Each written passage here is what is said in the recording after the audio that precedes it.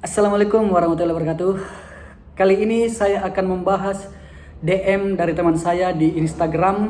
Dia meminta untuk diceritakan tentang apa yang sedang dialaminya ke YouTube saya.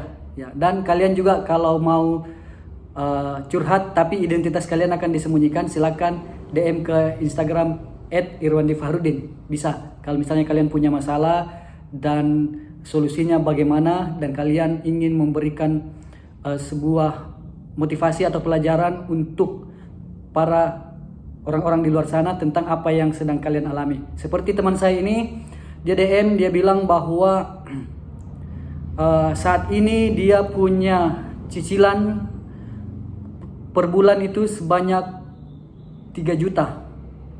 3 juta cicilan, sementara gajinya cuman 2 juta. Tuh. Pusing tidak? Pusing lah. Ya, gaji 2 juta, tapi total cicilannya yang harus dibayar tiap bulan adalah 3 juta. Nah, teman saya ini bekerja dari pagi sampai sore di tempat pekerjaan utamanya, dari pagi sampai sore, karena dia harus mencari 1 juta lagi untuk mencukupkan hanya untuk membayar cicilan atau kreditnya sebesar 3 juta. Jadi dia harus mencari 1 juta lagi. Jadi dia banting tulang, dia berusaha keras. Ya, caranya adalah dengan mencari penghasilan di luar pekerjaan utamanya. Ya, itu. Dan dia mengatakan bahwa kebetulan dia punya kendaraan, dia punya motor, kemudian dia juga punya mobil. Dia punya mobil pemberian ayahnya katanya. Ya, dan itu tidak termasuk dalam cicilannya. Ya. Tapi dia tidak mau speak up, dia tidak mau bilang bahwa cicilan saya untuk ini. Dia cuma bilang bahwa cicilannya 3 juta, sementara gajinya cuma 2 juta. Jadi dia banting tulang. Kebetulan dia punya mobil, jadi dia semacam mencari penumpang, semacam Grab kalau tidak salah. Kebetulan dia jauh dari saya di luar sana. Kemudian dia juga merentalkan mobilnya dari antar kabupaten, bisa juga antar provinsi. Yang jelas bagaimana caranya supaya dia bisa dapat penghasilan tambahan sebesar 1 juta untuk melunasi cicilannya setiap bulan.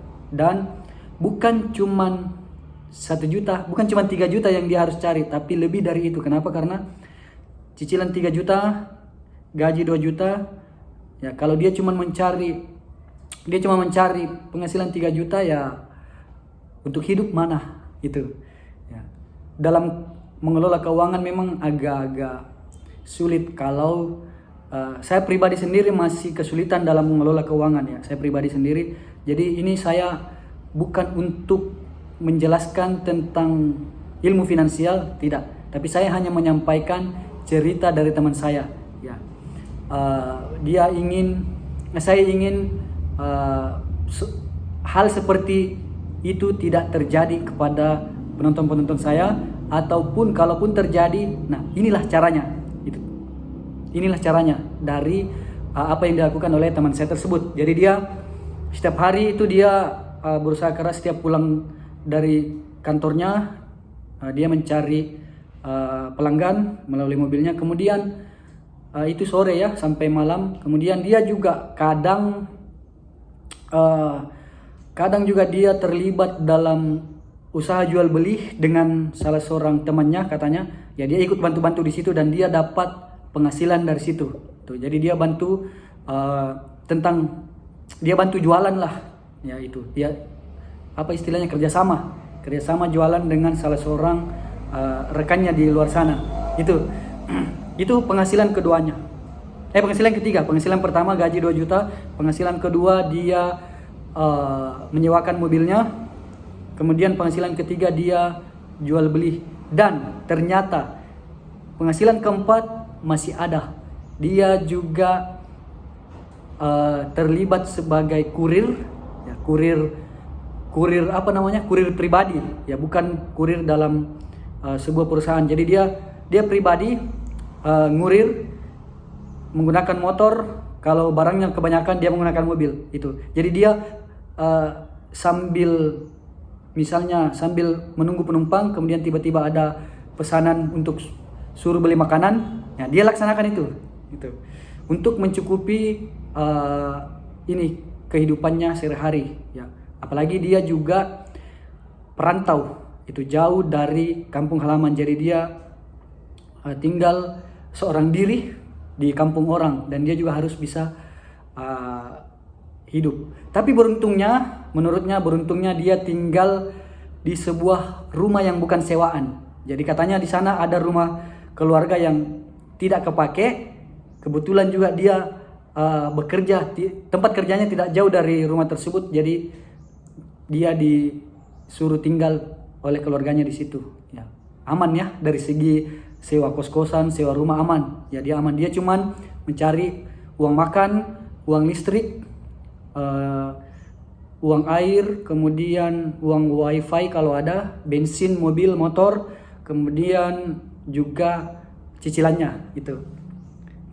Untuk kayak hidup sehari-hari memang agak ya dengan cicilan seperti itu ya agak sulit memang dan harus berusaha keras. Tapi saya tanyakan sudah berapa lama berlangsung, dia bilang sudah lebih setahun hidup seperti itu, dan dia bilang alhamdulillah sampai saat ini tidak pernah ketinggalan membayar cicilan sebesar 3 juta itu. Selalu dia bilang ada saja rezeki kalau kita berusaha.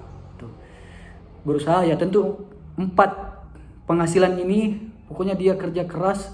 Dia bilang kalau masih ada lagi pekerjaan yang ini di luar sana saya akan terima. Tapi untuk sementara dia baru 4. Yang pertama pekerjaan utamanya dengan gaji 2 juta.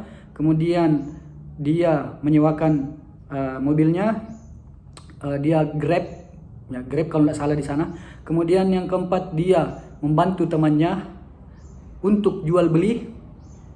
Itu entah secara online atau offline, dia juga tidak jelaskan secara detail. Yang jelas dia membantu temannya dan mendapatkan penghasilan dari situ. Kemudian yang keempat adalah dia ngurir. Itu dia ngurir, dan bahkan dia sudah katakan bahwa saya pernah hampir menyerah karena cicilan-cicilan yang saya ini cicilannya adalah dia bilang bahwa dia karena dia mau memiliki rumah sendiri, jadi dia beli rumah dengan cara dicicil. Itu dia beli rumah dengan cara dicicil, kemudian beli keperluan yang lainnya dengan cara dicicil pula. Dia tidak mau bilang apa yang dicicil selain dari rumah, karena total cicilannya adalah 3 juta. Sementara kalau rumah kayaknya 1 atau 2 juta sudah bisa. Itu sementara dia ada tambahan lagi cicilan 1. Nah, jadi pengalaman teman saya ini memberikan saya pribadi pelajaran bahwa untuk mencapai sebuah keinginan, untuk mencapai sebuah apa istilahnya ya, tujuan keuangan, jangan terlalu gegabah untuk nyicil ketika gajimu cuman segitu. Maksudnya lebih besar pasak daripada tiang, lebih besar. Ini kan pekerjaan utamanya di situ sudah tetap. Kemudian pekerjaan yang lainnya ini kan tidak, ini penghasilannya tidak tentu relatif, itu kadang juga banyak, kadang juga kurang. Tapi dia bilang alhamdulillah tidak pernah kurang untuk bayar cicilannya setiap bulan, dan bisa juga hidup seorang diri di perantauan itu. Jadi pelajaran yang bisa saya ambil adalah berhati-hatilah dalam membuat keputusan ketika gaji kita segini, kemudian cicilan kita jumlah cicilan sama dengan gaji, itu sudah tidak relevan sama sekali, sudah tidak baik. Apalagi ini cicilannya lebih banyak daripada gajinya. Itu yang menjadi pelajaran buat saya pribadi. Kemudian yang kedua adalah bagaimana caranya saya bisa belajar giat untuk mencari uang, giat untuk mencari penghasilan tambahan. Meskipun tanpa cicilan, ya kita harus bisa tekun seperti itu untuk mencari penghasilan tambahan. Itu kita jangan mendapatkan penghasilan dari gaji dari pekerjaan tetap kita tapi kita harus mencari penghasilan di luar sana. Ya, untuk kita tabung, kemudian untuk kita gunakan untuk keperluan sehari-hari. Itu seperti itu. Jadi itu menjadi sebuah motivasi bagi saya bahwa tekunlah dalam bekerja, tekunlah dalam mencari uang. Meskipun tidak ada cicilan, tetap kita harus rajin untuk mencari penghidupan yang layak bagi kita pribadi. Oke, terima kasih. Mungkin video kali ini sampai di sini. Silakan yang mau ceritakan pengalaman yang mengandung motivasi ya, silakan di-share di Instagram saya @irwandifarudin. Terima kasih. Assalamualaikum warahmatullahi wabarakatuh.